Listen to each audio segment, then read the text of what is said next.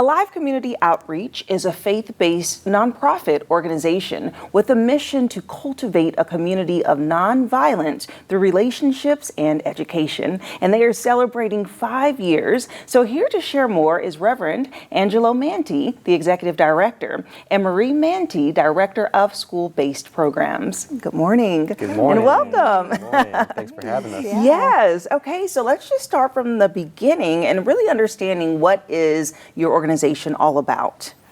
Yeah, so we launched in 2020, and we were birthed out of a personal tragedy. So my cousin, Nick Powers, was murdered here in Fort Wayne back in 2016. And we had been living with our family in Atlanta for about 8 years. And after that happened, we just felt this calling to come back home. And so we got back to Fort Wayne, where we were born and raised, in 2017, and spent a few years just learning, trying to understand the issues, understanding who's doing what to address this issue, trying to identify gaps. And then in 2020, we launched Alive with this mission to cultivate a community of nonviolence. And we started with survivors, survivor support, and that is an area that we're still very much committed to, coming alongside families who've been affected by homicide. But the more that we were doing that work, the more we felt called to do something preventative, proactive, and that's where our school-based peacemaking program came into existence, and the vision for that came alive in 2021, where we started at Southside High School, and now we're in all 5 schools. Because community education is another piece that we're looking to do a lot more, trainings in nonviolence, restorative practices, and that type of educational training for the broader community. That's something we'll be doing more in the next year. Okay, wonderful. And Marie, talk to me about just how you all provide that specific support for survivors, and then also how you really implement, you being the director of the school-based program, how that really looks like you implementing it at the schools. Yeah, definitely. So my specific field is the school-based programming. So at the schools, we have something called a peace advocate, which is a full-time staff worker. And they are housed in our peace rooms. So this is all across all of our Fort Wayne Community School high schools. There's a peace room for students to utilize. And this is really just a space to help, they come to school and they're having a really rough day and they're just not ready to learn yet. So that space is a great self-regulation space. But we also work through primarily is conflict issues between students, which, every single day we see that as utilized for that conflict mediation. And it's really just teaching skills of effective communication, face-to-face communication, which is not, as you know, nowadays, it's not a very common way for students to communicate. So just, it's those spaces like that have really, we've seen effective, restorative chats take shape.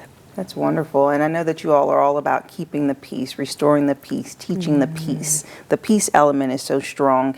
And so, Reverend, with you all implementing that with the survivor side, talk to me about that a little bit and how does that work? Like if someone experienced violence in their family, do they reach out to your organization to gain that support?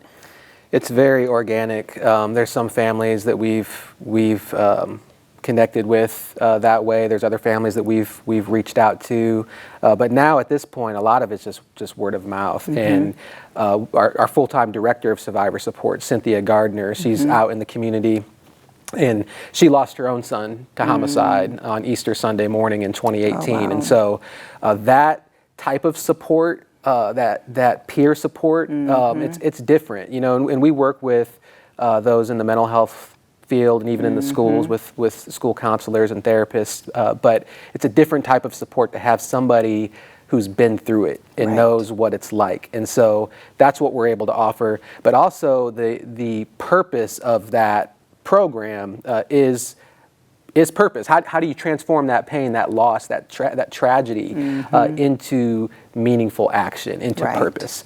And so there's a lot of overlapping of our different areas of our work, but one thing we're doing more and more of is integrating the survivors that are part of our support group in that side of the work into the work that we're doing in the schools. So we've had survivors in schools telling their stories.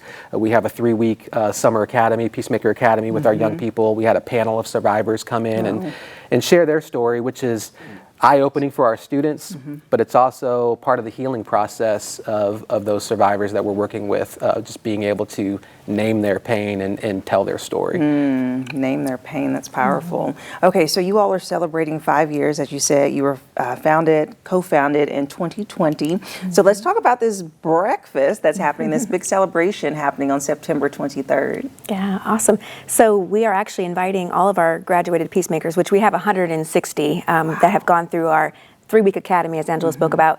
We're going to have a few of them speak as well, and it's just a time for celebration. Yeah. And I know Angelo has more of a fuller picture of what that looks like. But bringing our students together and the community together to celebrate the work we've done with our young people, and yeah, it's just going to be a exciting time. You could probably give more detail on it. Yeah, what is the vision? What are you looking to really achieve through this event, and is it open to the public?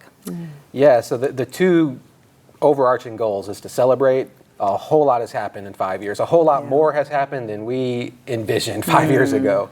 And so that's number one. We want to celebrate and lift up all of the people and the different partners who've helped to get us here, because it's not just us. There's a whole community of support that has helped to make this happen. So that's number one. But then number two is to look forward and cast a vision of where we're going. So much has happened over the past 5 years, but there's so much work to be done in front of us, and so we want to kind of cast that vision of what that looks like, and we're going to have a little fun too. So yeah. Okay, awesome. And so it's going to be at the Clyde Theatre. Do people need to purchase tickets? How does that work? This is a free event, so we will have, so it's 8 o'clock at the Clyde Theatre on September 23rd, and we have a suggested donation amount of $50 per ticket, but we definitely do not want that to be a barrier, so it's ultimately a free event. So we'll have it posted in different places. It'll be pinned to the top of our Facebook page. It'll be on our homepage of our website, and yeah, so we're just looking forward to having the community come out and celebrate with us. Wonderful. Well, congratulations to you both, and thank you so much for coming in and sharing about your organization. Thank you. Thank you so much. And if you would like more information about a live outreach, community outreach, okay. Pick that up, a live community outreach. And if you would like more information about a live community outreach, we'll have their website listed below. You can go there to get more information about their celebration breakfast that will be taking place at the Clyde Theatre on September 23rd at 8 a.m. And I'll see you after the break.